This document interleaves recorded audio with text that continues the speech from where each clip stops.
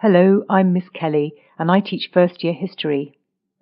Our school recently subscribed to My History app for desktop, tablet and whiteboard. It's easy to use. Teachers can find content by key stage, review lessons, topics and teaching notes, and create projects. Students can access it at home and at school through the My History app website using their universal login. They can do research using the D.C. Thompson Family History database, but only from inside the school. My colleagues and I have set up a cross-curriculum project called My World War I. I loaded the lesson Create a World War I newspaper onto our project homepage.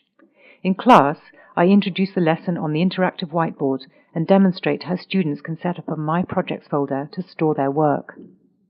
I thought history was boring, but when Miss Kelly showed us the My History app, it looked really colourful and fun. She wants us to create a newspaper about Dundee during World War I. I like that we can decide what to write. Miss Kelly said to look at the British newspaper archive to find interesting stories from that time. There was also a section all about World War I. I saved stories that I liked to my projects to inform my article.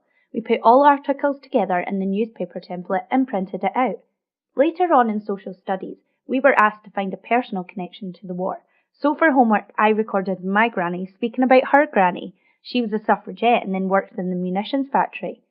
In class next time, I used Find My Past to search her name and find out when and where she was born. In the British newspaper archive, there was an article about her being arrested before the war for trying to blow up a ship. It was so cool, but it was only after the war she got to vote.